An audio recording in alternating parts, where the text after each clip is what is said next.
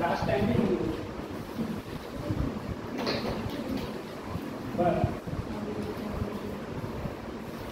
Power energy की बात करें, जिसमें हमने कल उस दिन वर्क की बात कर रही थी, आज हम लोग बात कर रहे हैं पावर। सिंपल फॉर्म में अगर मैं पावर के लिए बोल दूँ, हम लोग जानते हैं पावर का जो फार्मूला होता है वो होता है वर्क डन अपॉन टाइम। इस बात से अनुमान करो बस, पावर का फार्मूला हो गया वर्क अपॉन टाइम। वर्क हम लोग जानते हैं क्या होता है, जूल और टाइम होता है सेकेंड। तो बस 1 जूल पर सेकेंड जो होगा वो 1 वाट के बराबर होगा।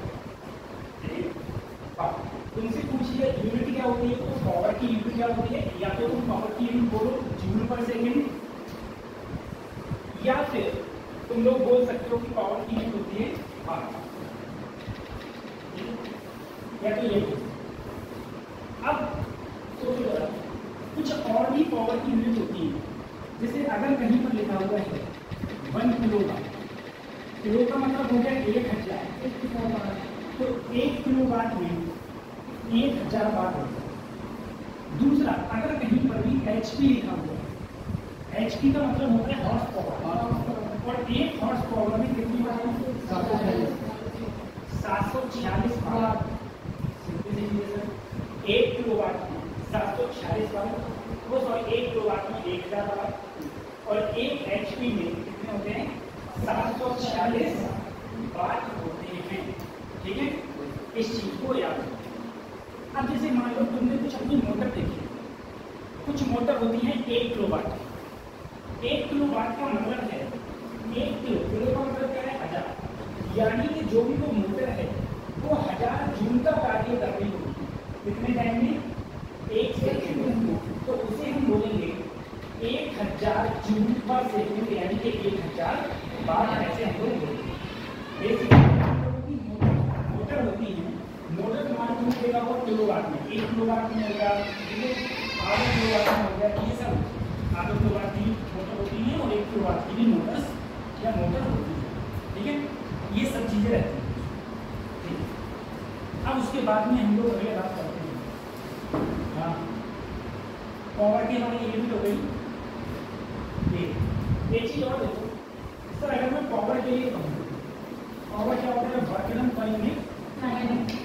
सर अगर मेरा फोर्स वेरिएबल होता है, तो वेरिएबल में वर्क डन का काम क्या होता है, आप मोबाइल में कर सकते हो, मोबाइल में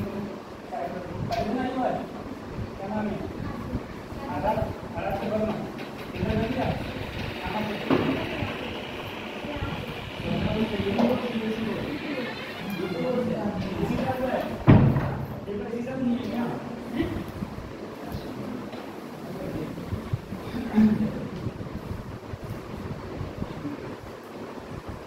रहती हो। तो अगर मैं कहूँ वर्क डन करता, सर अगर मेरा वेरिएबल फोर्स होता था तो मैं जानता था dW होता था F.dr, force into displacement. Simple सा मैं ये फार्मूला जानता हूँ। अगर मैं यहाँ पर ये फार्मूला रखूँ F.dr ओवर dt, तो F तो तुम्हारा फोर्स होता है।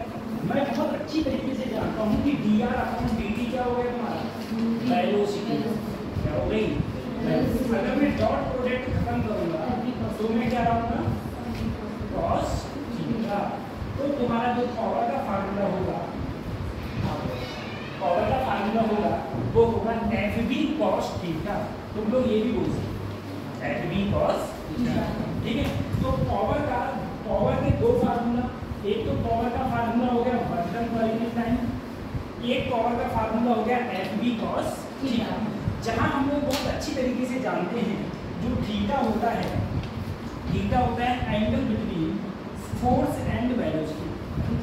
फोर्स और वेलोसिटी के बीच का जो एंगल है उसको हम लोग क्या बोल देते हैं, उसको हम लोग थीटा बोलते हैं। ठीक है, ऐसे भी हम लोग बता सकते हैं। अब देखो तुमसे क्वेश्चन कैसे पूछे जाते हैं।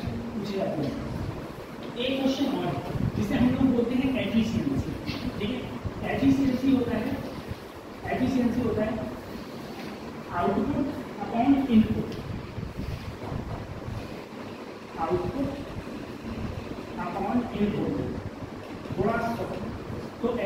एफिशिएंसी तुम्हारी किस में रहती है? परसेंटेज में। अब एफिशिएंसी का मतलब क्या हो गया? एफिशिएंसी का मतलब ये हो गया कि जैसे मान लो किसी ने तुमको 100 जूल ऊष्मा दी, ठीक है, 100 जूल ऊष्मा दी और तुमने उस ऊष्मा को 100 जूल ऊष्मा का कार्य किया सिर्फ 80 जूल का। ऊष्मा कितनी दी? 100 जूल। तो इनपुट मिला मुझे 100 जूल, आउटपुट मैंने जो कार्य किया वो सिर्फ 80 का गुणा में 100, तो मेरी एफिशिएंसी कितनी आई? 80% मेरी एफिशिएंसी है सिंपल सी ये लोग जानते हैं। अब बात ये है, ये तो सब चल रही है चर्चा, मैंने तो वर्क डन का फार्मूला एक ये याद कर दिया, एक ये याद कर दिया, मुझे एंगल पता चल गया, मैंने एफिशिएंसी की बात कर ली और मुझे यूनिट भी पता चल गई, जूल पर सेकंड होती है और जूल पर सेकंड एक बार होती है। जूल में लोग जानता हूँ ये एनर्जी की यूनिट होती है। अगर तुमसे वर्क पावर की डायमेंशन पूछी जाए, सिंपल था, पावर की डायमेंशन पूछी जाए तो जो डायमेंशन, ठीक है, तो अब बताओ मुझे पोटेंशियल एनर्जी की यूनिट क्या होती है? जूल। काइनेटिक एनर्जी क्या होती है? जूल। स्प्रिंग की पोटेंशियल एनर्जी जूल। यानी कि जितनी भी एनर्जी है सबकी सब यूनिट क्या होती है? सबकी जूल होती है, कोई दिक्कत वाली बात नहीं। इसका मतलब ये, अच्छा वर्क डन की क्या होती है? जूल। अब देखो मैंने लिखवाया नहीं, चाहे वर्क डन हो गया, चाहे काइनेटिक एनर्जी हो गई, चाहे पोटेंशियल एनर्जी हो गई, चाहे स्प्रिंग की पोटेंशियल एनर्जी हो गई, चाहे टोटल एनर्जी हो गई, जितनी भी ये एनर्जी और ये वर्क डन सबकी यूनिट क्या होती है? कॉमन यूनिट है जिसका नाम है जूल। अगर मैं ये कहूँ सर कि उस जूल की डायमेंशन क्या होती है? डायमेंशन क्या होती है?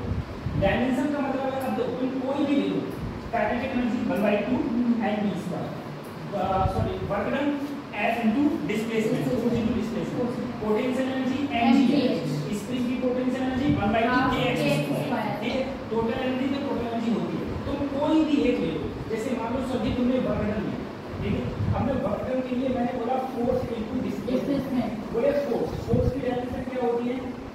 ml t माइनस डिस्प्लेसमेंट की l, तो पूरी डायमेंशन क्या होती है? ml t minus 2। अब तुम चाहे तो पोटेंशियल एनर्जी की निकालो, होती है mgh, m का क्या होगा? m, g होता है एक्सेलरेशन, एक्सेलरेशन का होता है f t माइनस 2 और h क्या हो गई? लेंथ ही तो है, तो l, तब भी क्या आया? m माइनस, ठीक है। तो ये मैंने तरीका बताया कि हम लोग डायमेंशन को कैसे निकाल सकते हैं। देखो अब मेन बात समझो, जैसे मान लो कोई मोटर है, मोटर तुम्हारा क्या काम करती है? मोटर का बेसिकली जो काम है वो जमीन से नीचे पानी निकालना और उस पानी को ऊपर। जैसे तुमने देखा होगा कि अब गांव में पहले घरों में मोटर लगी हुई होती थी और अब होता है समरसेबल, ठीक है। समरसेबल क्या काम कर रहा है? समरसेबल ज़्यादा पानी निकालता है और जो मोटर्स होती है वो पानी कम निकालती है। ऐसा क्यों? जब मोटर पानी कम क्यों निकालती थी, समरसेबल ज़्यादा क्यों निकालते हैं? क्योंकि समरसेबल की मोटर ज़्यादा पावर की होती, ज़्यादा पावर की होगी तो वो ज़्यादा पानी निकालेगी, उसी हिसाब से लाइट का भी कंज्यूम को ज़्यादा करती है। समरसेबल की लाइट, समरसेबल क्या हो रहा है? ज़्यादा लाइट कंज्यूम कर रहा है। ये भी चीज़ तो गाँव में भी लग रहे हैं, गाँव में भी बहुत सारे समरसेबल लोग वो सब लग रहे हैं। अब देखो जरा क्वेश्चन नीट में तुमसे किस टाइप से पूछा जाएगा, पहले उस चीज़ को गौर करो। क्वेश्चन तुमसे नीट में उसने ये कहा कि इतनी कोई गहराई दे दी, उसने कोई गहराई दे दी, उसने कहा उस गहराई में यहाँ पर क्या है, मान लो यहाँ पर गहराई है, उस गहराई में कुछ पानी है, यहाँ इस गहराई में पानी उसने उठा के यहाँ डाला, कुछ ऊंचाई पर डालते हैं, वो पानी का मास बता देगा, पानी का कुछ ना कुछ मास बता देगा और तुमसे कहेगा कि बताओ जो पावर यूज, जो मशीन यूज होगी वो कितने और पावर की या कितने पावर की मशीन यूज होगी करके देखो। क्वेश्चन समझ आएगा, क्वेश्चन लिखना।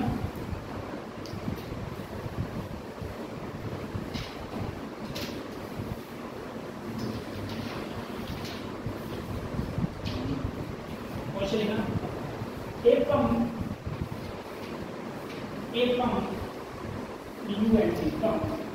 can take out, a pump can take out 6,000 kilogram, 6,000 kilogram, 6,000 kilogram of water per hour, of water per hour from a bell, W-E-L-L, from a bell, W-E-L-L, 100 meter depth, 100 meter depth, D meter, 100 meter D, D-double-E-T, Calculate the power of the pump. DW. Calculate the power of pump. Assume that. Calculate the power of pump. Assume that its efficiency is 60%. Its efficiency is 60%. 60% efficiency है.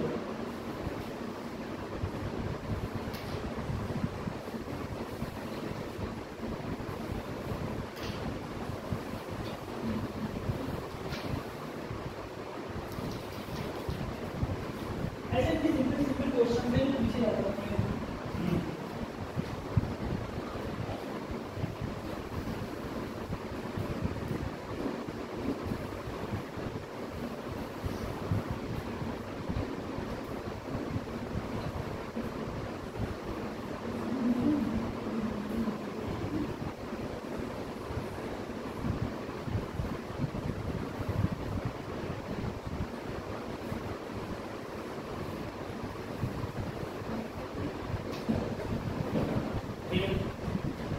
Question कैसे होगा?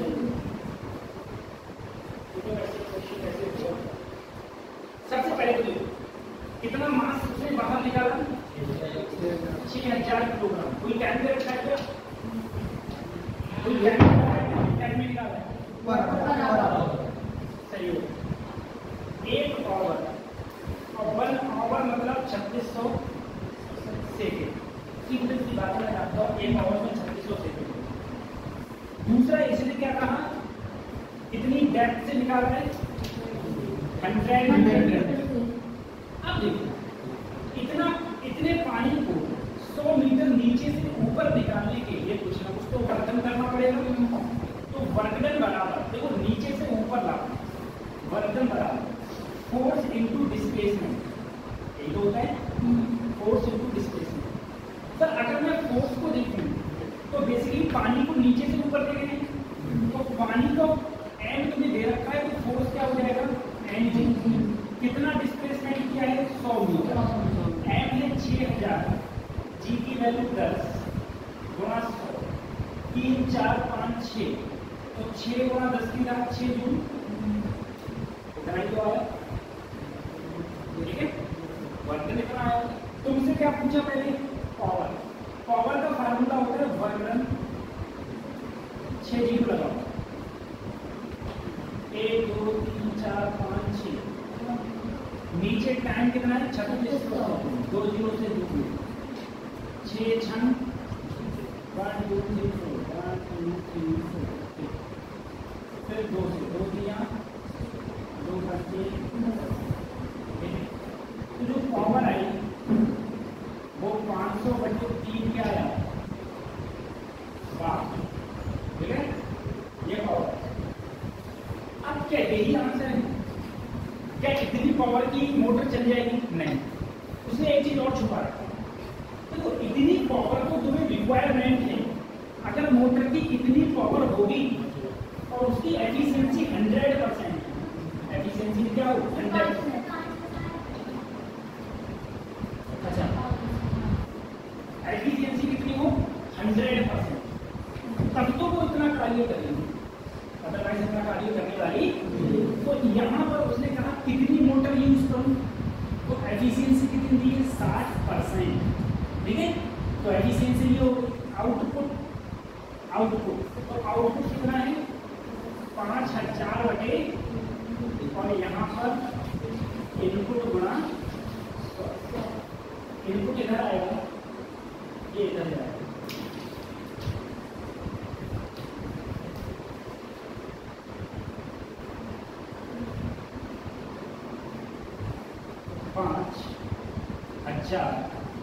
ये इधर आएगा, तो 6 में 18 180 गुणा 100. 1 zero से 1 जीरो. 2 बचे 10 2 में 18. 25,000 बटे 9. इतने वाट की मोटर चाहिए. ठीक है, इतने वाट की मोटर चाहिए.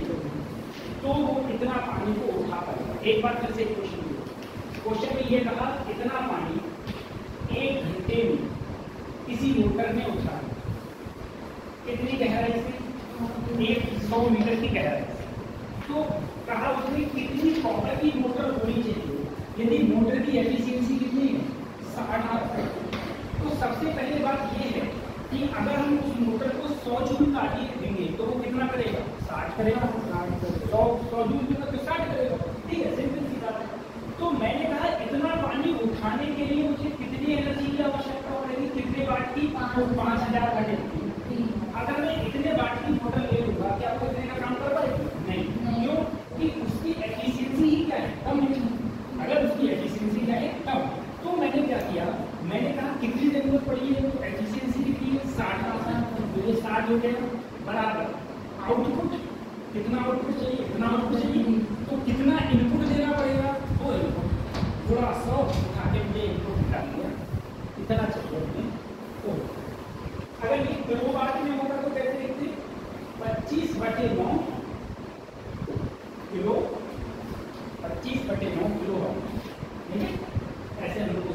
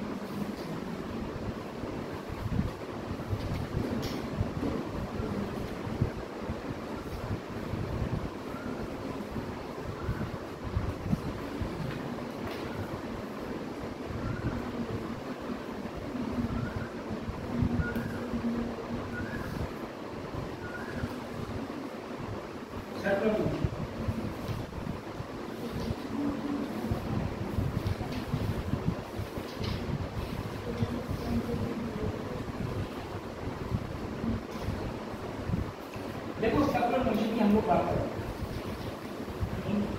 क्वेश्चन कर रहा हूँ।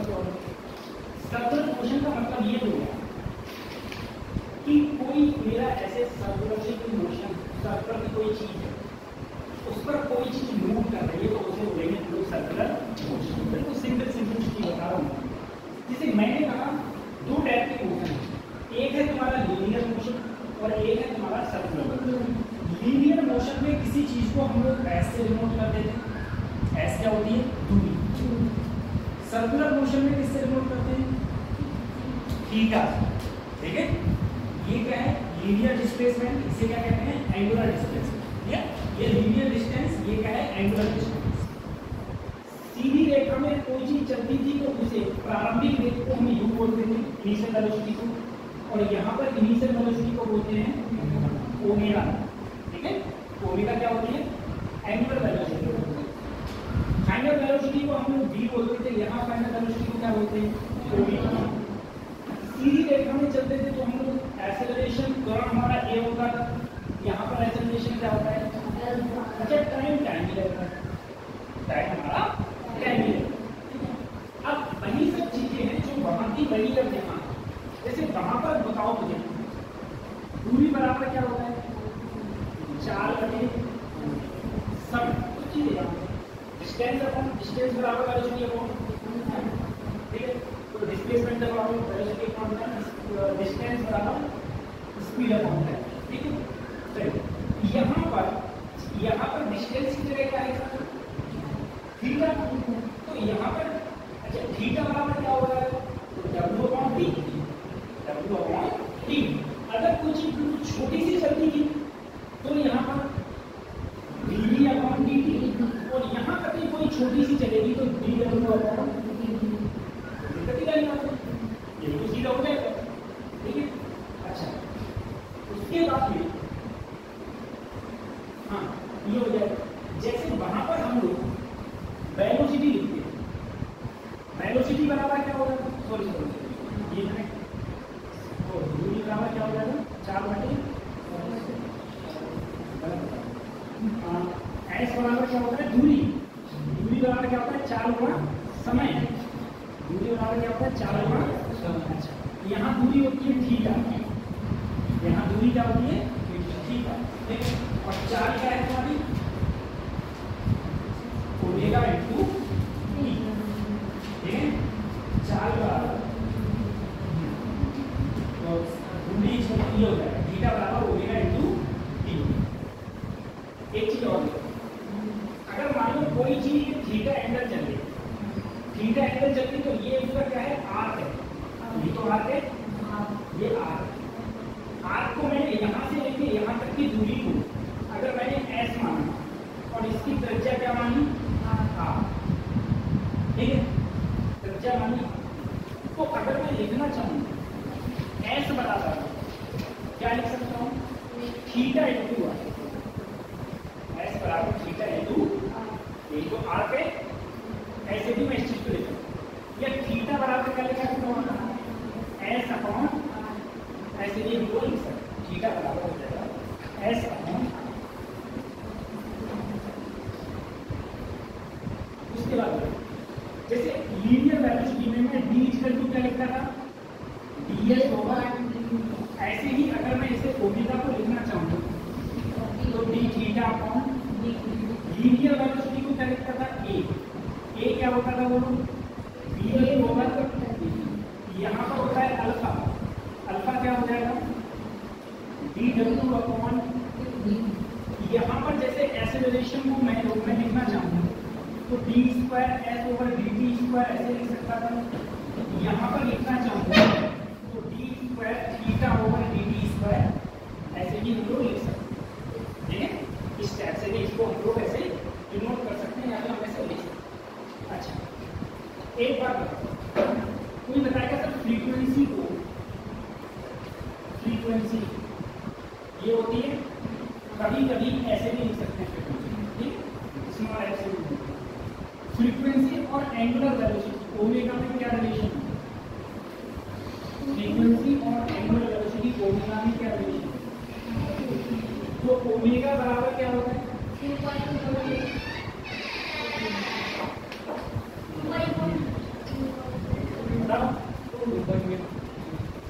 ओमेगा बराबर होता है 2 पाई,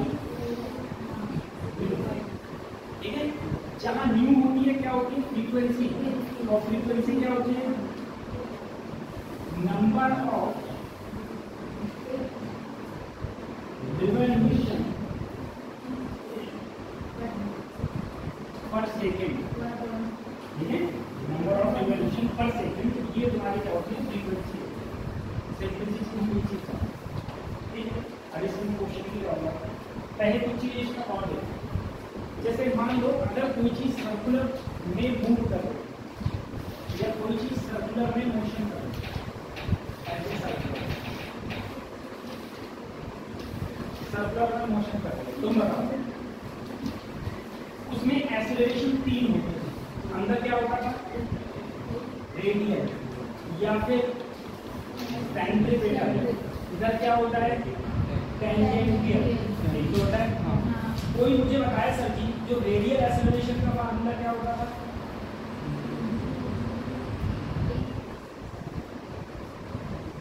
v स्क्वायर अपॉन r, ये तो होता था v square upon r। Sir tangential acceleration का फार्मूला क्या होता था, dv ओवर dt, ठीक है, या फिर r अल्फा, r अल्फा, हाँ देखो ये होता था। और नेट एक्सेलरेशन कहाँ आता था, नीचे, जो ये नेट होता था वो under root AR square plus AT, ये under root AR square plus AT square, ये हमारा नेट का फार्मूला है। अब दूसरी चीज, कुछ चीजें आपको और बताऊं, मैंने आपसे कहा अगर कोई चीज यूनिफॉर्म मोशन में, यूनिफॉर्म मोशन में,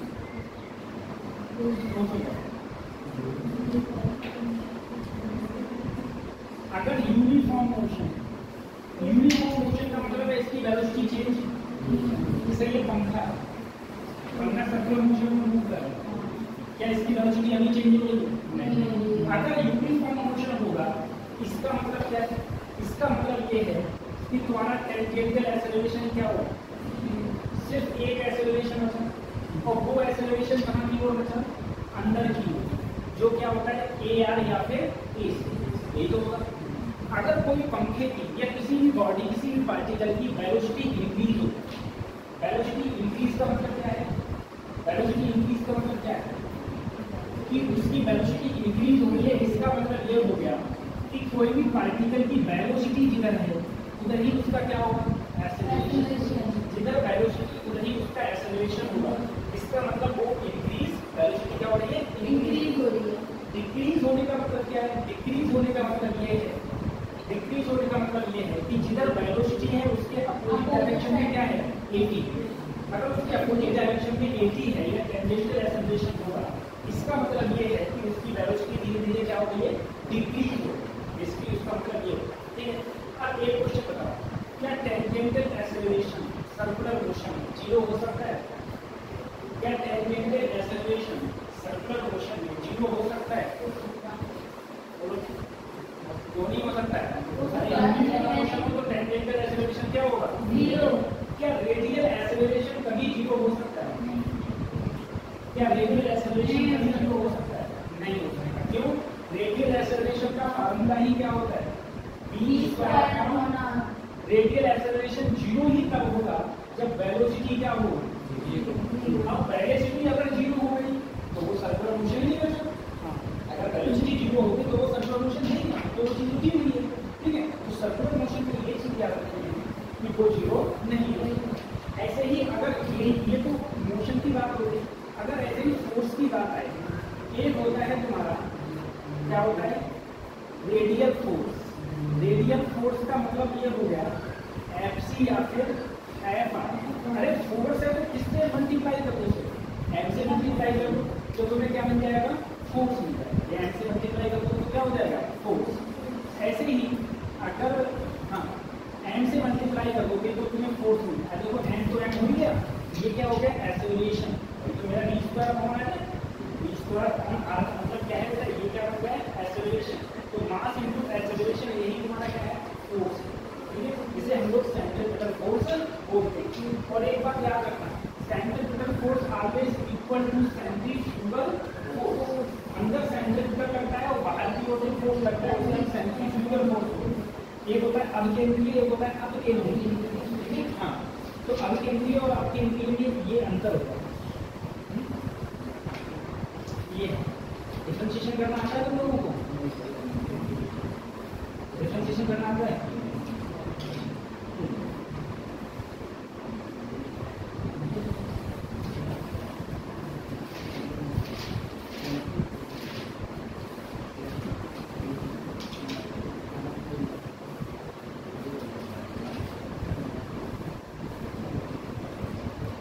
तो क्वेश्चन लिखना।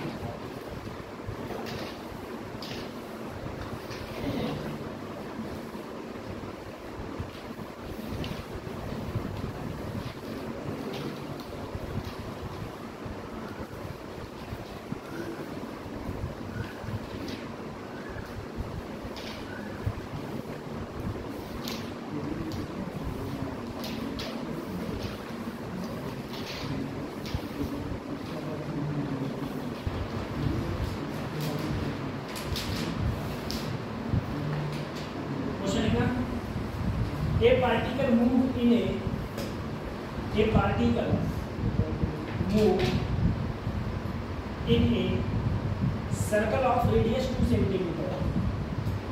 Circle of radius 2 centimeter. 2 centimeter. At a speed of v is equal to 4t.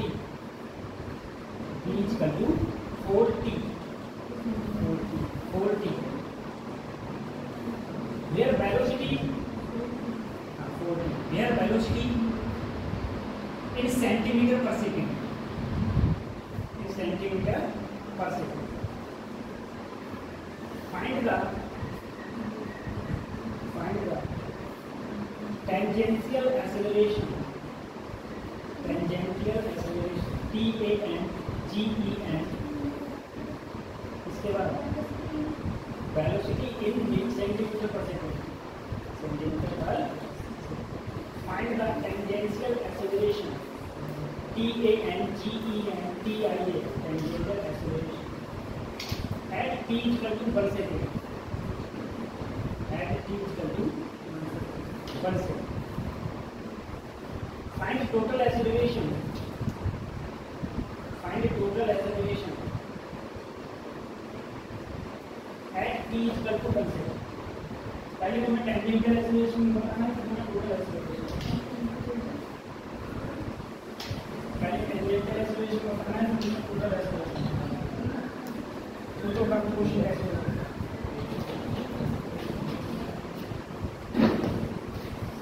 कैसे होगा?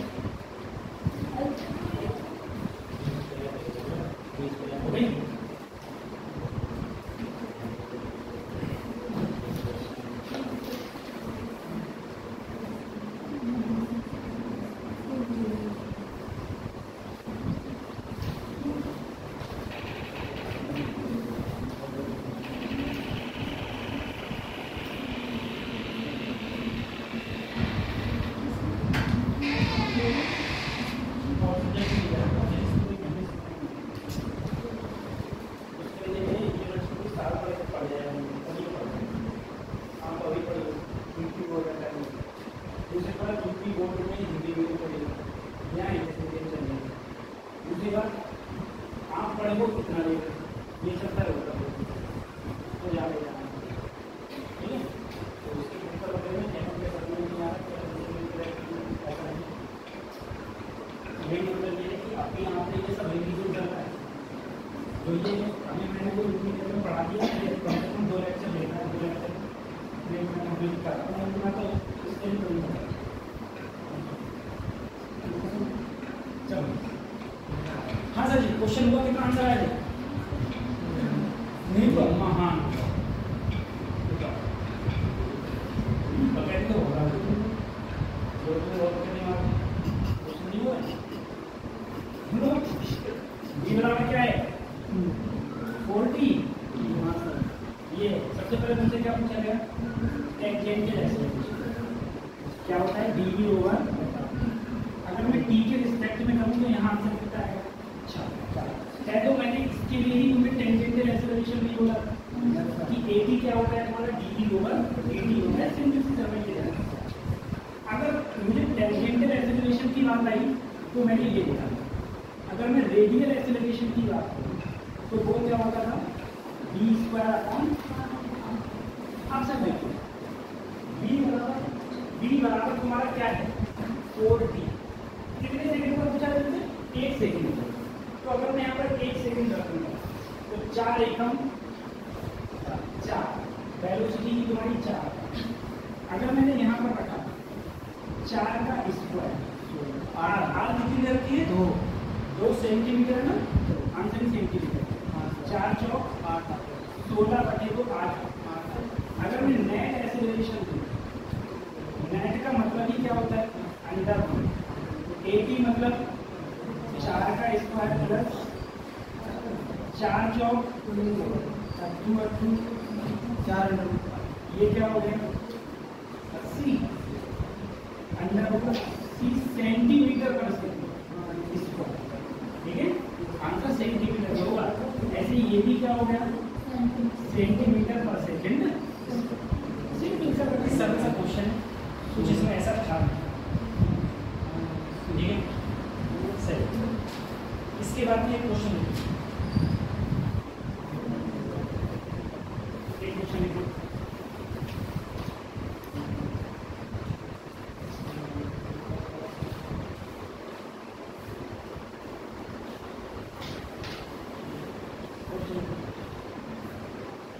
एक gramophone disc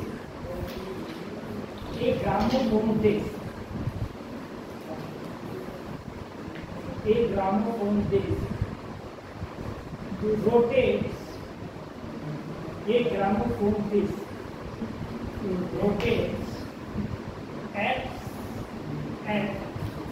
60 rpm. At 60 rpm. Its point of mass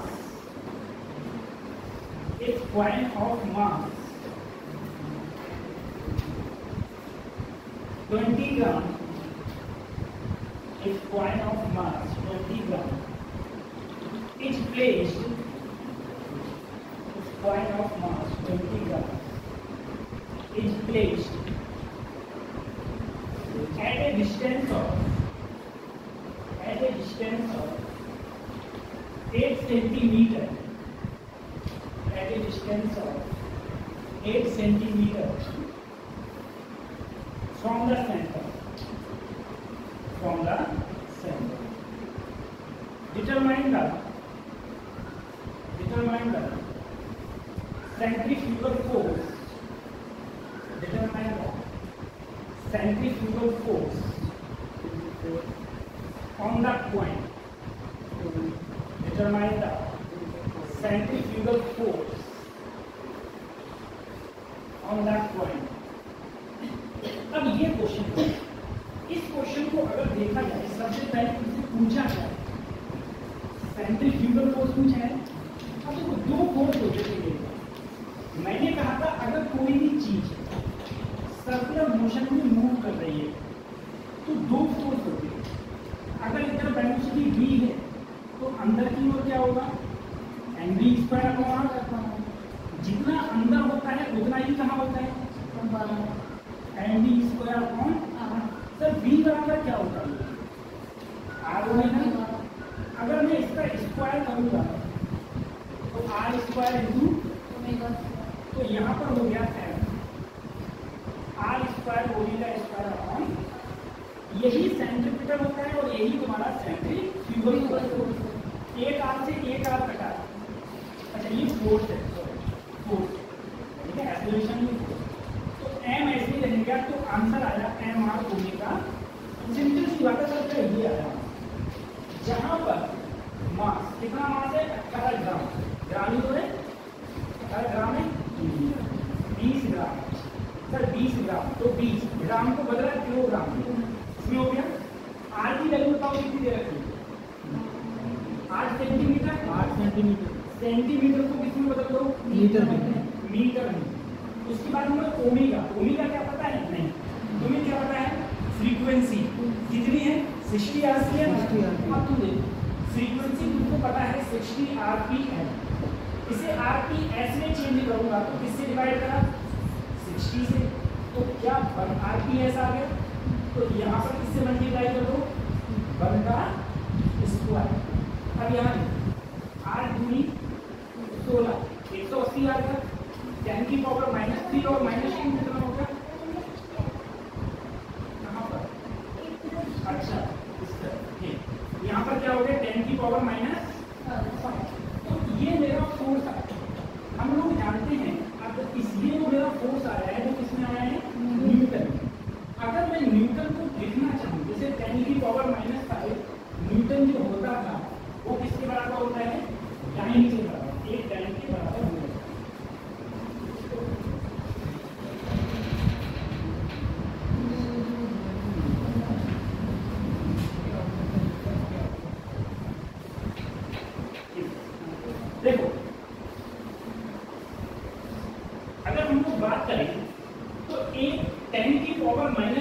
Newton किसके बराबर होता है?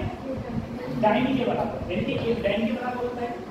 अगर मैं यहाँ पर लिखूं तो जो तुम्हारा फोर्स हो जाएगा वो हो जाएगा 160 डाइन के बराबर।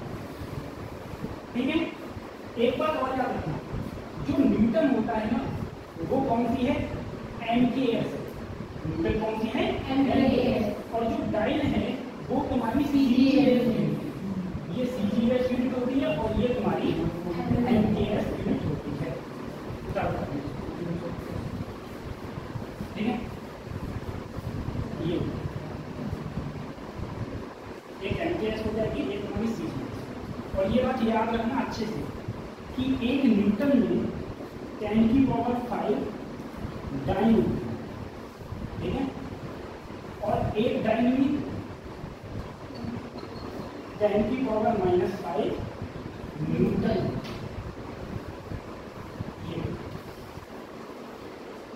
इसीलिए मैंने कहा था वैल्यू दिया था। CGS तो जानते हो ना, जिसमें सेंटीमीटर आए, G से ग्राम आए, S से सेकेंड आती, जिसमें ये सब आए सेंटीमीटर ग्राम सेकेंड, वो तुम्हारी कौन सी होगी? वो तुम्हारी CGS होगी, अदरवाइज क्या हो गई? MKS होगी। ऐसा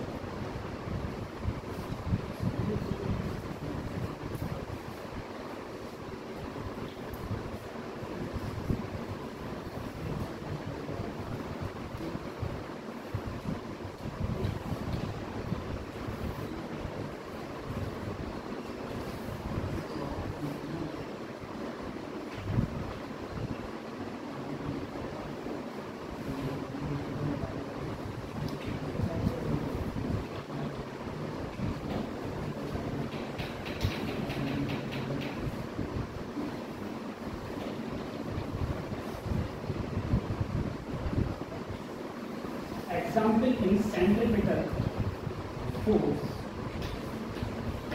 in daily life.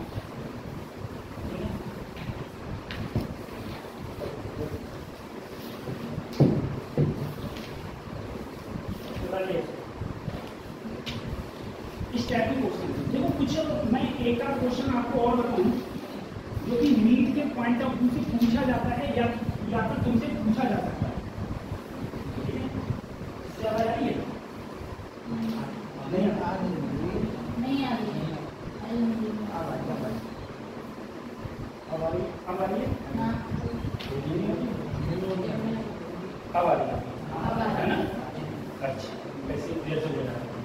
देखो एक चीज को आप लोग अगर नोटिस करो तो एक चीज को नोटिस और कर सकते हो।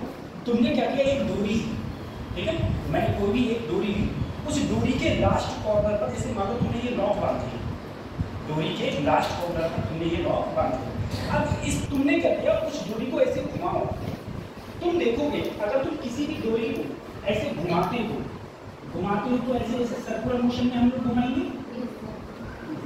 देखना, अगर तुम किसी भी डोरी को इस टाइप से तुमने लिया और उसे तुमने सर्कुलर मोशन में घुमाया यहाँ से ऐसे, तो तुम देखोगे कि जैसे अगर तुम इसकी वेलोसिटी बढ़ा दो तो इस पर बाहर की ओर सेंट्रीफ्यूगल फोर्स लगता है, और बाहर की ओर जो सेंट्रीफ्यूगल फोर्स लगता है उसका फार्मूला क्या होता है? mR⍵²। नहीं तो होता है जो बाहर की ओर फोर्स लगता है, और यहाँ पर और उतना ही फोर्स कहाँ लगता है? अंदर की ओर। अगर तुम ज्यादा तेज उस डोरी को घुमाओगे तो एक टाइम ऐसा आएगा कि वो डोरी टूट जाएगी, एक टाइम ऐसा आएगा कि वो डोरी टूट जाएगी। तो वो डोरी एक टाइम में जाने के बाद में टूट रही है, उसका रीजन क्या है? क्योंकि उसका रीजन है वो डिपेंड करेगा कि ये जो यहाँ पर जो डोरी मैंने यूज करी है, जो भी मैंने डोरी यूज करी है वो डोरी कितनी मजबूत है। अगर वो डोरी ज़्यादा मजबूत होगी तो वो ज़्यादा तेजी से घूमेगी, ज़्यादा यहाँ पर वेलोसिटी होगी, उससे तो वो कम होगी। ठीक है, अगर वो डोरी कमजोर होगी तो वो डोरी जल्दी ही यहाँ पर टूट जाएगी। ये चीज़ हम लोग देखते हैं। अब तुमसे मान लो क्वेश्चन में तुमसे ये पूछा गया कि जो ये यहाँ पर जो डोरी है ना उसकी जो कैपेबिलिटी है, वो कैपेबिलिटी उसने कह दिया, जैसे मान लो कैपेबिलिटी उसने कह दी यहाँ पर 150 न्यूटन है, 150 न्यूटन। यहाँ तुमने क्या दे दिया? मास दे दिया, ये रेडियस दे दी। तुमसे कहा बताओ मैं यहाँ पर वेलोसिटी कितनी ज़्यादा हो कि जिससे कि ये टूटने से बच जाए। इसका मतलब ये है कि सर यहाँ पर जो वो है फोर्स है वो क्या है? 150 तुम्हें दे रखा है, आर तुम्हें पता है, ये क्या हो गया ओमेगा, ठीक है। ओमेगा को अगर तुम लिखना चाहो तो बी अपॉन आर भी लिख सकते हो, बी अपॉन आर लिखोगे तो क्या हो जाएगा m b square upon r. तो अगर मैं यहाँ से बी स्क्वायर करूँगा तो 150 आर अपॉन एम, या वेलोसिटी करूँगा तो क्या हो जाएगा 150, यही तो हो जाएगा। यानी कि अगर तुम्हारी इतनी वेलोसिटी इससे कम हो जो यहाँ पर मान आएगा तो ये दूरी नहीं टूटे, ठीक है। इस टाइप से भी क्वेश्चन पूछेगा। जैसे क्वेश्चन में उसने ये कह दिया, या मान लो ब्रेकिंग, उसने कहा यहाँ इसका जो ब्रेकिंग है, ब्रेकिंग स्ट्रेस है, ब्रेकिंग स्ट्रेस कितना है 150 मीटर, ठीक है।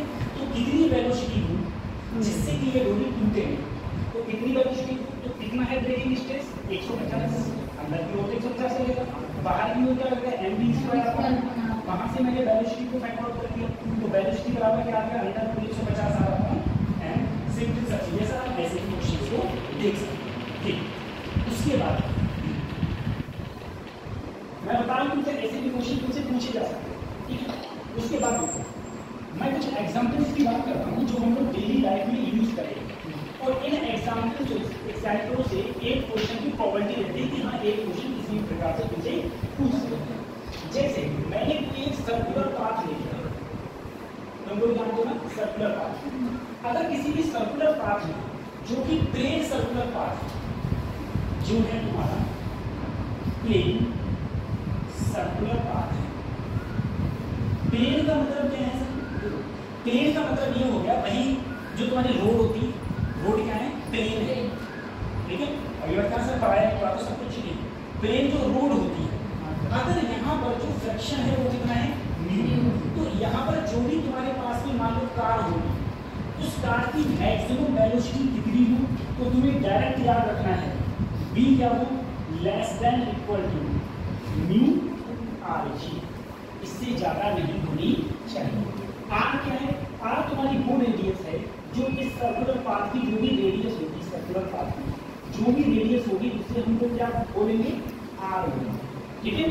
तो b is less than equal to under root mu r g, पहली चीज ये याद रखना। अगर वेलोसिटी इससे ज्यादा हो गई तो वो चीज क्या हो जाएगी, लपक जाएगी या गिर जाएगी, ठीक है। प्लेन का मतलब समझ रहे, तुम्हारी सड़क जैसे तुम्हारी गली मोहल्ले में क्या होता है टर्न होता है, गली मोहल्ले में ऐसे टर्न होता है, तो अगर गली मोहल्ले में तुम्हारे पास में कोई टर्न है, उस टर्न में अगर मैं देखूं तो वेलोसिटी कितनी होनी चाहिए, तो वेलोसिटी लेस देन इक्वल, या तो कम हो या बराबर, लेकिन ज्यादा नहीं होनी चाहिए, इससे अंडर रूट म्यू आर जी।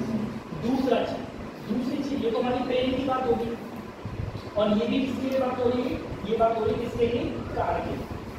अगर मैं तुमसे एक तुम्हारे पास में प्लेन के बाद में एक तुम्हारे पास में कोई मान लो ऐसी सड़क इंक्लाइंड प्लेन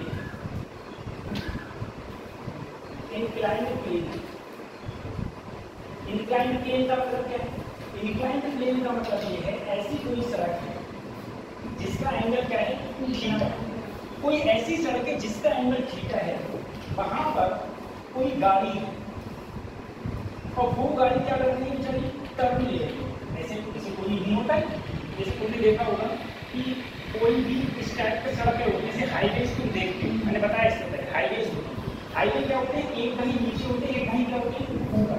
तो जो नीचे और ऊपर होते हैं अगर वहां पर ऐसे टर्न हो रहा है, अगर वहां ऐसे टर्न हो रहा है, ठीक है, गाड़ी टर्न कर रही है, लेकिन ध्यान रखना अगर क्वेश्चन में म्यू नहीं दिया है, म्यू तुम्हें जो है वो नहीं दिया ही नहीं है। अगर म्यू तुम्हें दिया ही नहीं होगा तो जो तुम्हारा फार्मूला लगेगा वो लगेगा b equal to under root r g tan theta. याद रखो क्या होगा, under root r g tan theta. R क्या होगा, आर होगा जो तुम्हारे पास ये इंक्लाइंड प्लेन है, उस इंक्लाइंड प्लेन पर जो तुम्हारी कार रोटेशन कर रही है उसका क्या होगा रेडियस ऑफ कर्वेचर या रेडियस। जी तो जी हो गया, ये हो गया एंगल थीटा। लेकिन यदि इसी क्वेश्चन में तुम्हें क्या दिया हुआ हो, म्यू दिया होगा, तब किसी को फार्मूला याद है, तब वेलोसिटी का क्या हो जाएगा, कोई मुझे बताए तब वेलोसिटी का फार्मूला क्या हो जाएगा, बोलो r theta mu plus tan theta बटे 1 माइनस म्यू टेन थीटा की पावर 1/, यही तो हो जाएगा। या फिर मैं इसको दूसरे टर्मिनोलॉजी में लिखना चाहूँ, दूसरे टर्मिनोलॉजी में इसे लिखना चाहूँ तो ऐसे भी लिख सकता हूँ D बराबर RG mu sine theta plus cos theta बटे sine theta minus mu cos theta पूरे की पावर 1/2। ऐसे भी ठीक है। अगर तुमसे कहा जाएगा इसी क्वेश्चन को मैं बताऊं, इसी क्वेश्चन को मैंने तुम्हें कई बार बताया, इसी क्वेश्चन में अगर मैं ये कहूँ बी मैक्सिमम क्या होगा, तो मैक्सिमम का मतलब देखो ये होगा मैक्सिमम, और तुमसे कहते हैं मिनिमम कितनी होनी चाहिए, तो मिनिमम की कंडीशन ये होती है कि तुम्हारा यहाँ पर क्या होगा माइनस, यहाँ माइनस और यहाँ क्या होगा प्लस, ठीक है। ये मैक्सिमम की कंडीशन होती है ये चीज। तो ये फार्मूला मैंने कहा, ये फार्मूला इससे पहले जब टेस्ट हुआ था तो उसमें भी पूछा गया था। आप लोगों को ध्यान रखो कि जब मैंने टेस्ट लिया था यहाँ यही पर जो टेस्ट हुआ है उस टेस्ट में भी मैंने तुमसे डायरेक्ट तरीके से यही क्वेश्चन पूछा गया कि बताओ थे क्या। चलो इसके बाद में इस अब ये हो गया इंक्लाइन प्लेन पर हो गया, इस पर हो गया। ऐसे ही मैंने साइकिल की बात करी, अगर मैं बाइंडिंग ऑफ साइकिलिस्ट की बात करूँ, कोई साइकिल बैंड होता है, साइकिलिस्ट बैंड होता है, तो साइकिलिस्ट बैंड होता है तब भी क्या था tan थीटा बराबर b स्क्वायर अपॉन rg, वहां पर भी वेलोसिटी क्या आएगी under root rg tan theta. मैंने बोला था सबके लिए सेम आती है, सबके लिए क्या आती है सेम। उसके बाद में ये भी याद रखना, तो सब में rg tan थीटा हो गया। सिर्फ एक है ऐसा जो हम लोग प्लेन पर ऐसे चलते थे, वहां पर क्या आता था म्यू rg, वहां म्यू rg था, और सब में क्या है अभी तक rg tan थीटा। अगर इंक्लाइंड प्लेन है, उस इंक्लाइंड प्लेन पर अगर तुम्हें फ्रैक्शन दे रखा है तब ये फार्मूला लगेगा, और फ्रैक्शन नहीं दे रखा है तब सिर्फ क्या लगेगा under root rg tan theta. ठीक है, ये चीज है, ये बेंडिंग ऑफ साइक्लिस्ट है। बेंडिंग ऑफ साइक्लिस्ट का मतलब है अगर तुम्हें पता है, अगर देखो वेलोसिटी ज्यादा होगी तो एंगल ज्यादा हो जाएगा, और एंगल अगर ज्यादा हो गया, लेकिन ये एंगल होता क्या था, कहाँ से था, ये एंगल होता था वर्टिकल से। जैसे मैं यहाँ पर हूँ, अब मैं ऐसे झुक जाऊँ ऐसे, तो मैं वर्टिकल से जितना झुक गया उतना ही तो है। अगर वर्टिकल से एंगल ज़्यादा होता चला जाएगा, वेलोसिटी ज़्यादा होती चली जाएगी, तो एक बार मैं इतना झुक जाऊँगा कि मैं गिर जाऊँगा। ठीक है, तो इसीलिए उसके लिए एंगल होगा। उसके बाद में मैंने एक चीज़ और पढ़ी थी जिसे हम लोग बोलते थे डेथ वॉल। ठीक है, डेथ वॉल को किसी की वेलोसिटी पता है, डेथ वॉल पर डेथ वॉल पर किसी के लिए वेलोसिटी का फार्मूला पता है under mg upon rg upon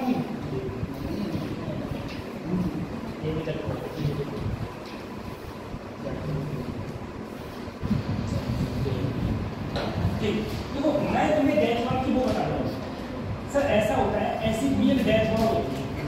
death wall मतलब हम लोगों ने बहुत देखा, तुम्हें पता है अगर यहाँ पर कोई भी ऑब्जेक्ट है जिसका मास क्या है m, 100% उस पर नीचे की ओर क्या लगा होगा mg। नॉर्मल कहाँ लग रहा होगा इधर, सर नॉर्मल इधर क्यों लग रहा है, क्योंकि नॉर्मल हमेशा जो भी बॉडी कांटेक्ट में होती है उसके परपेंडिकुलर लगता है। तो कांटेक्ट में तो अभी ये है, तो इसका परपेंडिकुलर नॉर्मल यही तो सर ये घूम रही है बी वेलोसिटी से, तो बाहर की ओर क्या लगेगा mv स्क्वायर अपॉन r। ठीक है, और इधर लगेगा फ्रिक्शन फोर्स। अगर मैं फ्रिक्शन फोर्स की बात करूं, तुम्हें फ्रिक्शन फोर्स पता है, फ्रिक्शन फोर्स क्या होता है म्यू है। अगर मैं नॉर्मल की बात करूं सर, नॉर्मल और देखो फ्रिक्शन फोर्स किसके बराबर है सर mg के, तो फ्रिक्शन फोर्स की जगह मैंने mg रखा, म्यू की जगह मैंने म्यू दी, और नॉर्मल की जगह रख दिया mv square upon sir n से n कट गया, r इधर गया, तो ये हो गया rg, और यहाँ आ गया म्यू बराबर b स्क्वायर। तो कितनी वेलोसिटी होनी चाहिए अंडर रूट rg अपॉन। तो याद रखो जो भी डेथ वॉल होती है, डेथ वॉल पर जो वेलोसिटी हो वो ज़्यादा हो या फिर क्या हो बराबर हो किसके अंडर रूट rg अपॉन। ठीक है, तब तो कोई चीज़ चल पाएगी, अदरवाइज वो कहाँ गिर जाएगी, वो नीचे गिर जाएगी। इसीलिए तुमने कुछ मौत के कुआं देखे हैं, जब तुम लोग मेले में जाते हो तो मौत के कुएं में हम लोग क्या देख पाते हैं, मौत के कुएं में हम लोग देखते हैं कि जो भी मोटरसाइकिल भगाते हैं उस मोटरसाइकिल की वेलोसिटी बहुत ज़्यादा, ठीक है, बहुत ज़्यादा। उनने वेलोसिटी नीचे करी नहीं और वो आके नीचे गिर गए। सिंपल सी बात ये, सिंपल सा नीचे आके गिर। उसके बाद में हम लोग बात करते हैं कोनिकल पेंडुलम, ठीक है, कोनिकल पेंडुलम।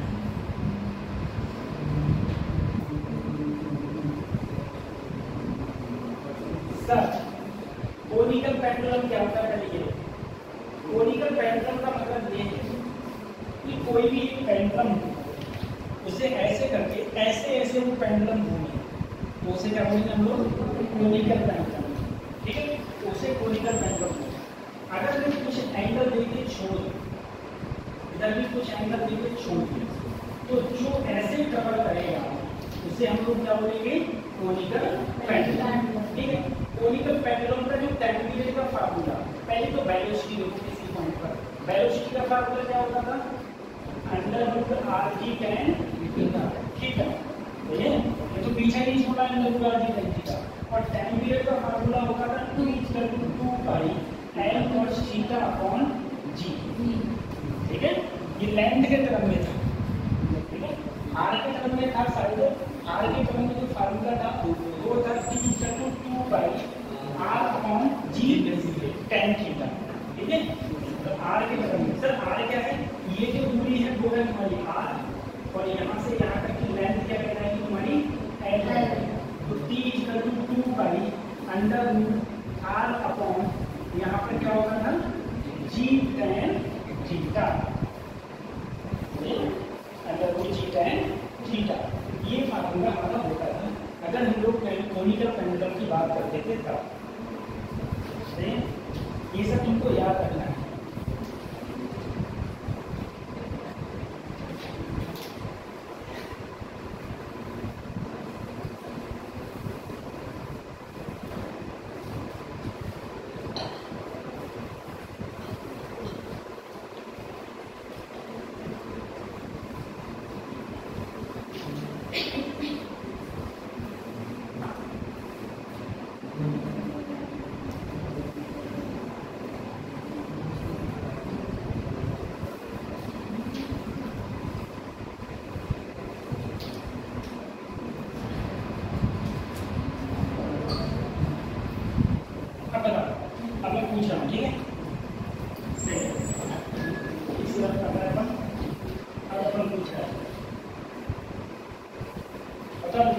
प्लेन पर, तो मेरी प्लेन सड़क है, ठीक है, अपने घर के तो सामने गली है गली, उस गली की बात करो, ठीक है, वो गली पर अगर कोई फ्रिक्शन है न्यू तो कितनी मैक्सिमम वेलोसिटी पॉसिबल है, फ्रिक्शन न्यू है और उसका रेडियस ऑफ कर्वेचर कितना है, गली जो मिल रही है r है, कितनी वेलोसिटी से आदमी चल सकता है, √rg tan theta sin theta,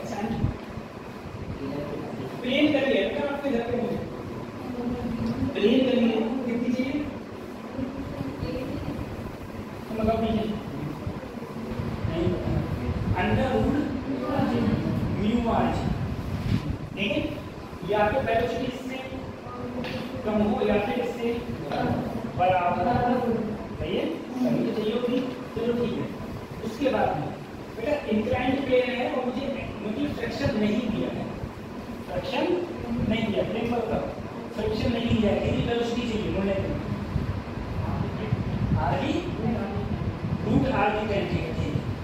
√r की tan थीटा।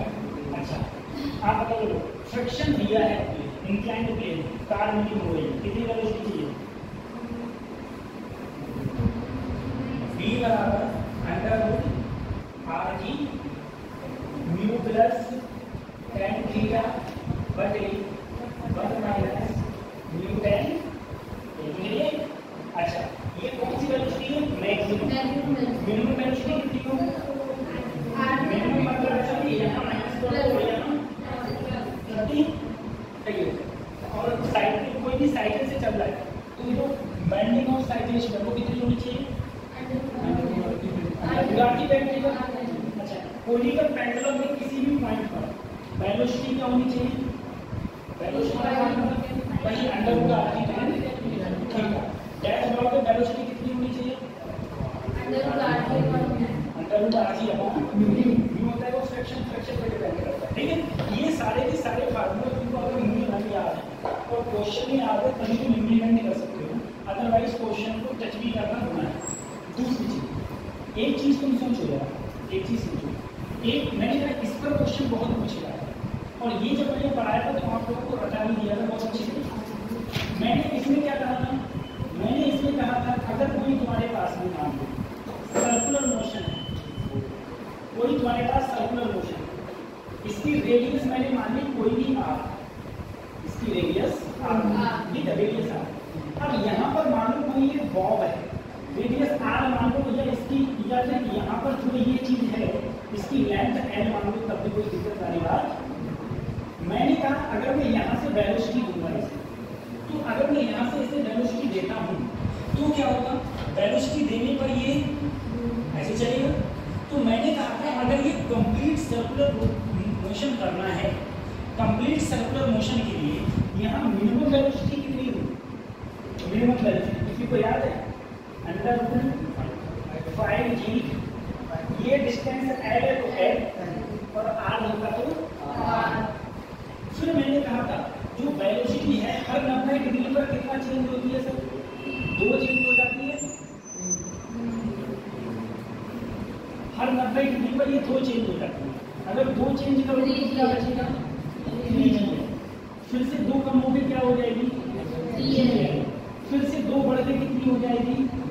3g है। फिर से 2 बढ़ के कितनी हो जाएगी? 5g है। ये तो हो जाती है। अच्छा, अगर मैं सर कहूँ मुझे इसका फार्मूला में भूल गया, अगर मैं यहाँ पर इनिशियल वेलोसिटी को u मानूं, इनिशियल वेलोसिटी को क्या मानूं? u, तो जो मेरा वेलोसिटी का फार्मूला था वो v स्क्वायर बराबर u square minus 2gl plus 2gl cos theta, ये तो होता था। सर जो थीटा एंगल होता था वो हमेशा लोएस्ट पॉइंट से होता था, लोएस्ट पॉइंट से जो एंगल होता था वो होता था। दूसरी चीज एक बात, अगर मैं ये कहूँ मैंने यहाँ से नीचे से अंडर रूट 5gl से किसी चीज को फेंका, मतलब ऐसे धक्का दिया है, यहाँ वेलोसिटी कितनी थी? अंडर रूट 5g, तो हाईएस्ट पॉइंट पर वेलोसिटी क्या होगी? Under root gl। अच्छा, टेंशन का कोई फार्मूला था, मैं टेंशन का फार्मूला बोलूँगा। टेंशन का फार्मूला क्या होगा? तो बोलो mv plus mg cos theta. अब ये फार्मूला कहाँ से आया था? ये फार्मूला यहाँ से आया था। जैसे मान लो कोई ये बॉल यहाँ पर है, अब यहाँ पर है तो नीचे की ओर क्या लगेगा? mv स्क्वायर, इधर क्या लग रहा है? mg। अगर ये एंगल थीटा तो ये एंगल भी थीटा। यहाँ पर एक और बढ़ जाता था जिसे हम लोग mg cos थीटा बोलते थे, सिंपल सा हमारा ये भी। ठीक है।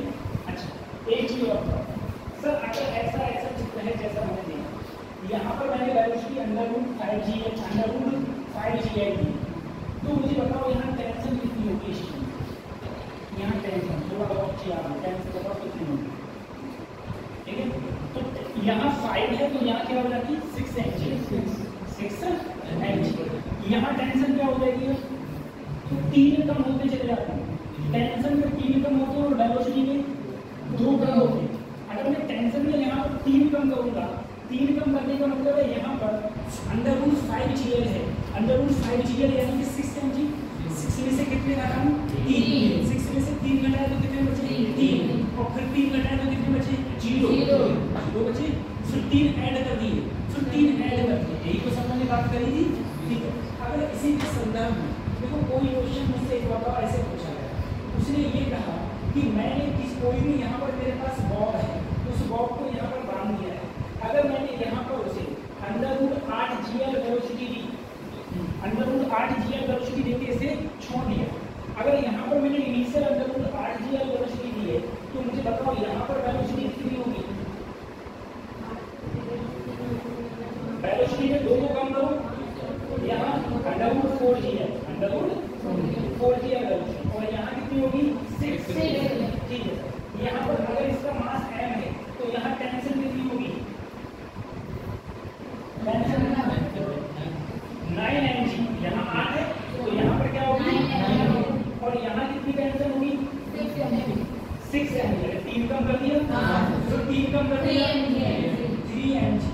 ये तो हो जाएगी 15 बराबर ये हो जाएगी 6 mg और वापस से आगे फिर से क्या हो जाएगी 9 mg हो जाएगी।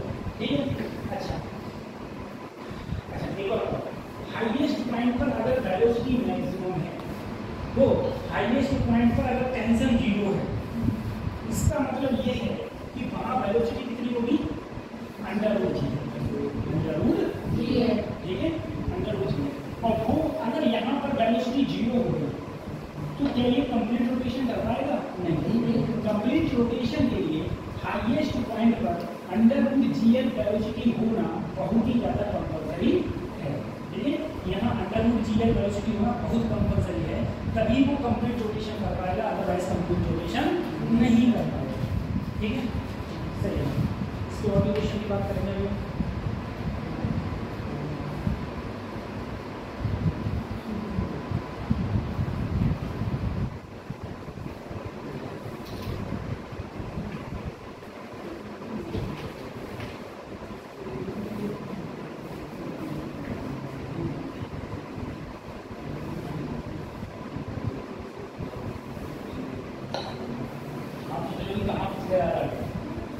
नहीं ना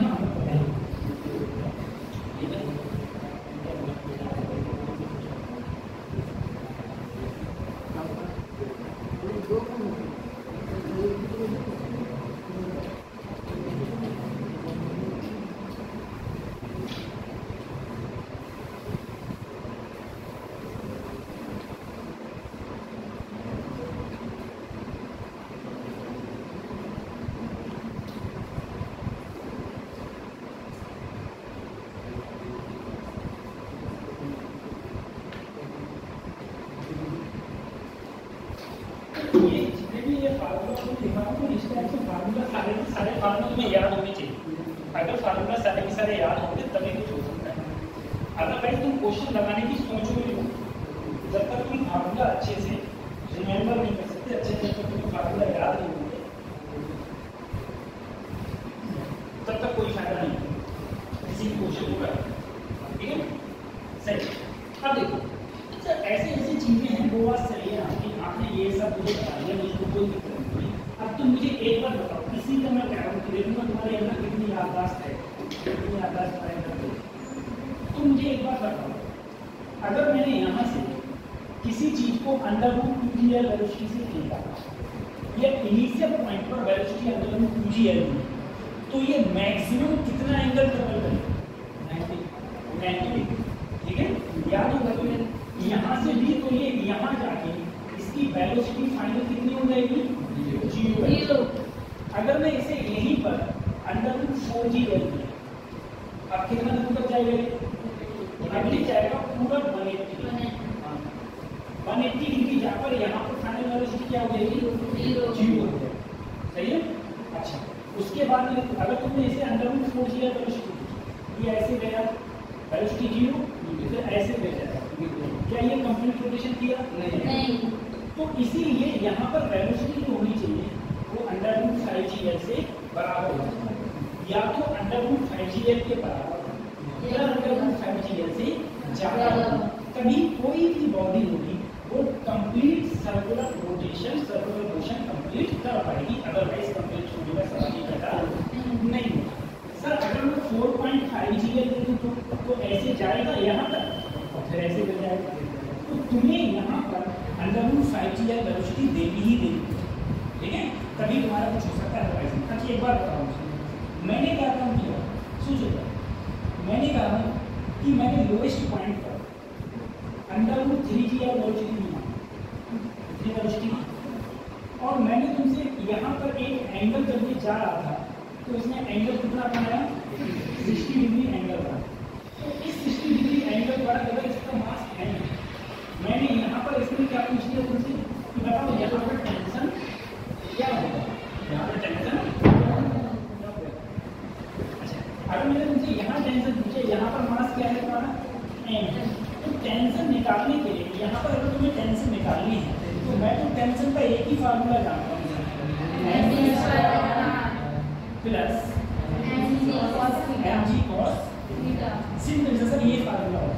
सर मुझे लोएस्ट पॉइंट एंगल में हमेशा लोएस्ट पॉइंट से देखता हूँ, तो मुझे थीटा रही है कि थीटा की वैल्यू मेरी 60 डिग्री होता है, लेकिन मुझे यहाँ पर वेलोसिटी नहीं पता है कि यहाँ पर वेलोसिटी क्या होगी। तो दिक्कत किस बात की है, मैं ये वाले फार्मूला में लगाऊंगा, अरे p स्क्वायर बराबर u स्क्वायर, u का u अंडर रूट 3g है, तो u स्क्वायर क्या हो गया 2g है, ठीक है 2g है cos 60 ये तो हो गया। अगर मैं u का स्क्वायरिंग करूंगा तो ये हो गया, ये हो गया ये प्लस 2g है cos, यहाँ पर खाली बचा g है और 2g है, एंगल कितना है यहाँ पर cos 60 की वैल्यू क्या होगी 1/2 1/2 कट गया तो क्या है b स्क्वायर बराबर अंडर रूट 2g है और b बराबर क्या आएगा बच्चों अंडर रूट g, ये तो आ गया b बराबर आ गया अंडर रूट g है।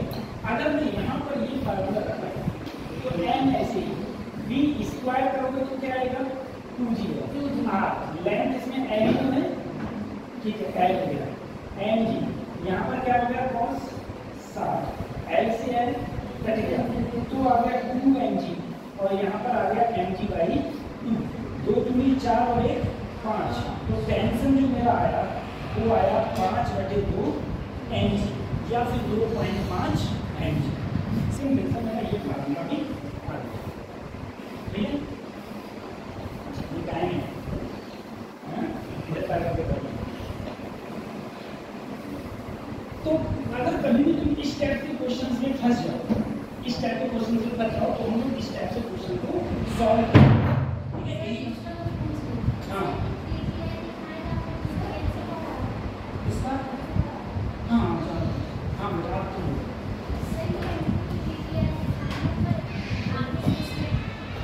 हाँ ये बिल्कुल बिल्कुल सही बात। देखो मैंने टेंशन तुमसे यहाँ पूछी तो मैंने यहाँ वेलोसिटी निकाली, यहाँ क्या निकाली ये वाली वेलोसिटी नहीं है।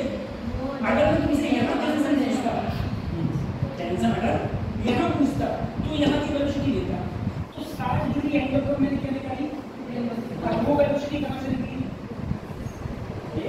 तो मेरा क्या आया अंडर रूट 2g है, तो ये वैल्यू उठा के मैंने इसमें रखी है, तब जाके मेरी टेंशन आई जो आई 5/2 टेंशन। एक बार बताओ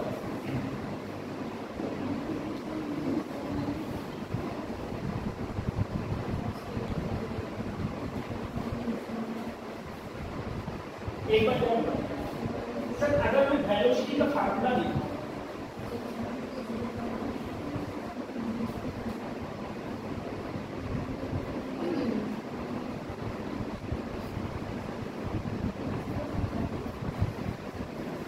ये मोशन की इक्वेशन होती है, ठीक है। अब इसको मैं अगर कन्वर्ट करूं सर्कुलर तो v को क्या लिखा था यहाँ ओमेगा प्लस अल्फा, यहाँ थीटा, यहाँ ओमेगा नॉट, यहाँ अल्फा, यहाँ omega square, omega naught 2 alpha theta, ठीक है। तो ये मेरी यही जो मोशन की इक्वेशन थी ये किसमें बदल जाती थी, किसमें नहीं, ठीक है। जो मेरी मोशन की इक्वेशन थी लीनियर मोशन की इक्वेशन थी, वही मेरी मोशन की इक्वेशन किसमें बदल जाती है जो सर्कुलर मोशन में मैं उसे कन्वर्ट कर सकता था इस प्रकार से कि ओमेगा बराबर ओमेगा नॉट, थीटा बराबर ये ओमेगा नॉट बराबर omega naught square plus 2 alpha theta, ठीक है। इस टाइप से हम लोग इसको डिनोट कर सकते हैं, इस प्रकार से इसको हम लोग कन्वर्ट कर सकते हैं। तो ये भी चीज तुम्हें पता होना चाहिए।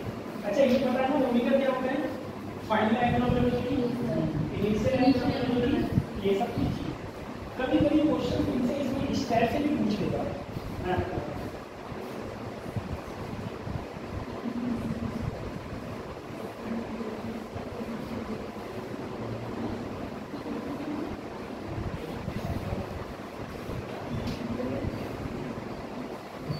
कभी कभी तुमसे क्वेश्चन ऐसे भी पूछेगा, जैसे मान लो तुम्हें ओमेगा दे दिया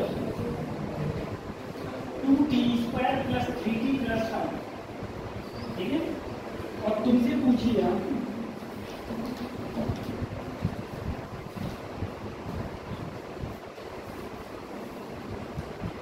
एंगुलर एक्सेलरेशन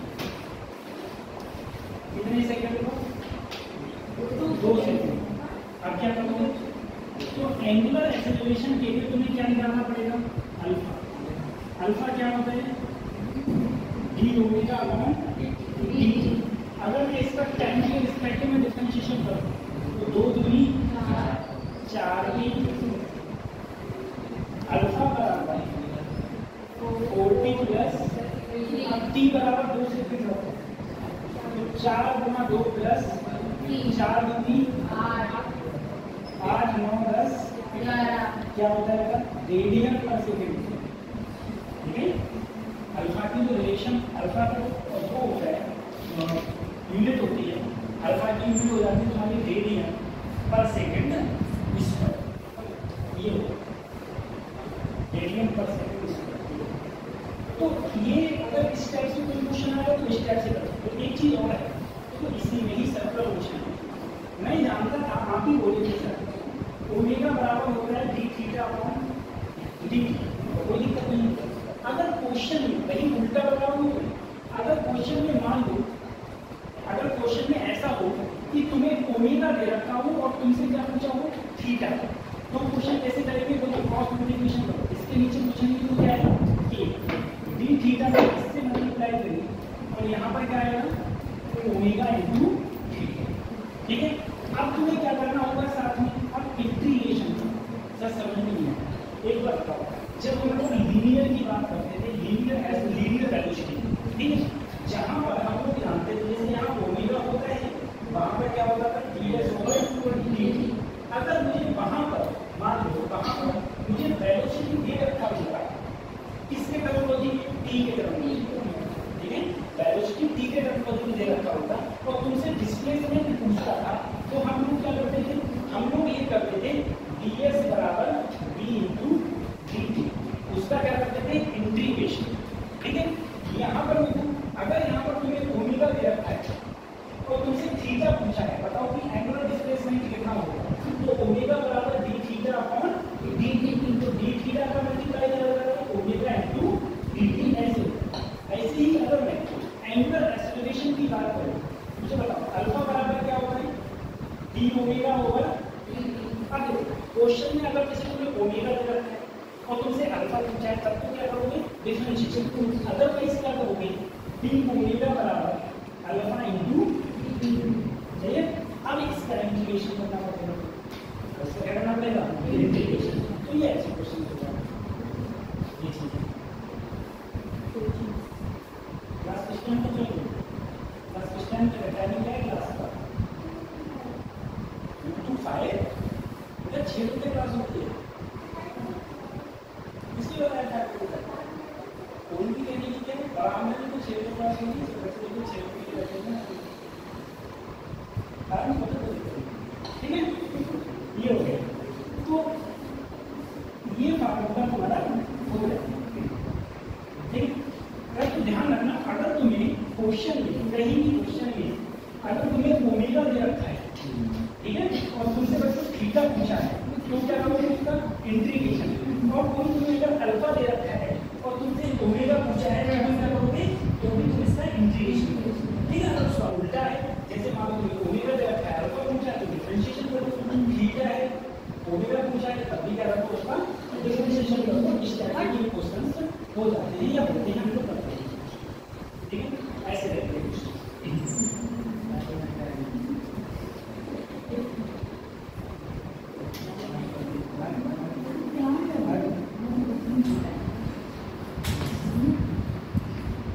बताओ पीपी मीटर पर सेकंड को किलोमीटर पर सेकंड में कैसे, किलोमीटर पर घंटे में कैसे बदलोगे? बोलो, मीटर पर सेकंड को किलोमीटर पर आवर कैसे बदलोगे? अच्छा, किलोमीटर पर आवर को मीटर पर सेकंड में कैसे बदलोगे? ये पता है? नहीं पता? 5/18। ठीक है, से मल्टीप्लाई करोगे किलोमीटर पर आवर को किसी बन जाएगा मीटर पर सेकंड में बन जाएगा। सुनना दे, और उधर बदलोगे तो हम वैसे चलेगा। चलो, ये तुम्हारा ऐसे डी ओमेगा ओवर dt करके। अब इसमें भी देखना प्रीवियस ईयर में जितने भी तुम्हारे क्वेश्चन दे रखे। अच्छा बच्चों एक बताओ, स्प्रिंग की पोटेंशियल एनर्जी क्या होती है?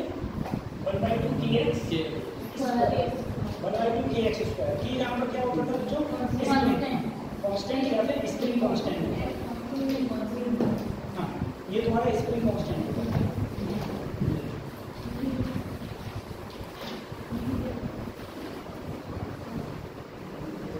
अच्छा हम एक चीज देखो, मैं बता रहा हूँ, अगर कभी भी सेंट्रीपिटल फोर्स की अगर कभी भी बात हो, ठीक है, सेंट्रीपिटल फोर्स, तो जैसे सेंट्रीपिटल फोर्स क्या होता है? mr ओमेगा स्क्वायर, ठीक है। अगर वो वेक्टर में दिया हुआ होगा ना, तो यहाँ पर साथ में r वेक्टर होगा, ठीक है, उसे वो होगा इसमें बच्चों माइनस, ठीक है, माइनस। क्यों? क्योंकि सेंट्रीपिटल एक दूसरे की क्या होती है? अपोजिट होते हैं, इसलिए अपोजिट और इक्वल होते हैं। अपोजिट भी होते हैं, इक्वल। सेंट्रीपिटल का मतलब अंदर की ओर, सेंट्रीफ्यूगल का मतलब है बाहर की ओर, ठीक है। ये चीज भी याद रखना। एक चीज और याद रखना, नेट एक्सेलरेशन,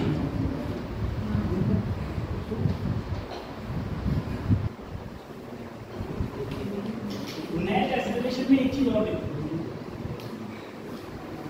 जैसे मान लो अगर यहाँ सेंट्रीपिटल है और इधर क्या है बच्चों? टेंजेंशियल, तो नेट तो सर मेरा बीच में है, बीच में मेरा नेट लगता है, बीच में नेट। अगर मैं ये कहूँ ये एंगल कितना है,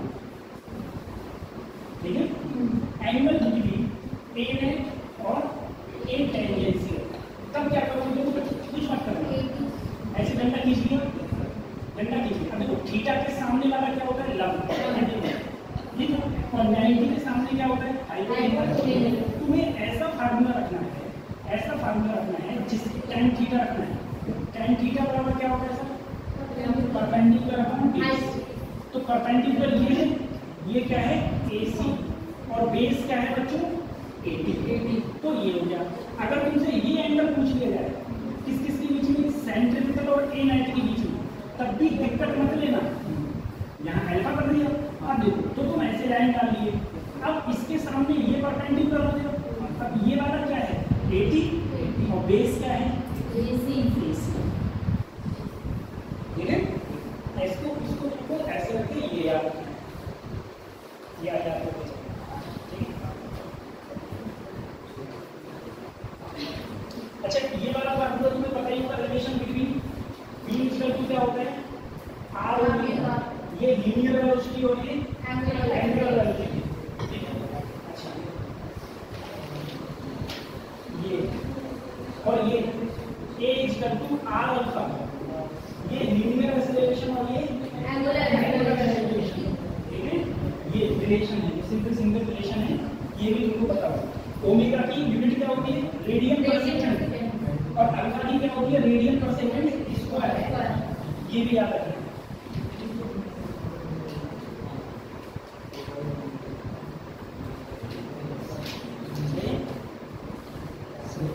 ये वाला चैप्टर एक बार पढ़ लेना, चैप्टर ये वाला खत्म होगा सेकंड क्वेश्चन। अगर कल हमारी क्लास में तो आप C1 पढ़ के आना, अगर क्लास में तो सेंटर ऑफ मास आप लोगों को पढ़ के आना है।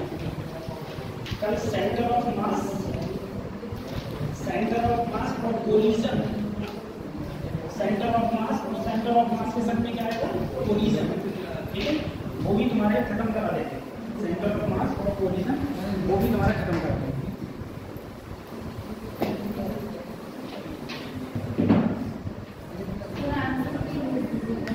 ठीक ठीक। कौन सी दोनों की? अच्छा अच्छा ठीक।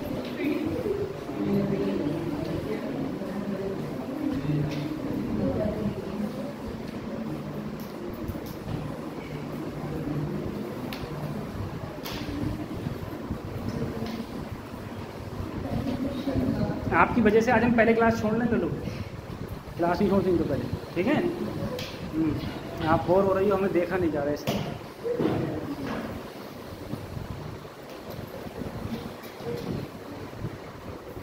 कल COM पढ़ के आना, ठीक है, सेंटर ऑफ मास पूरा पढ़ के आना।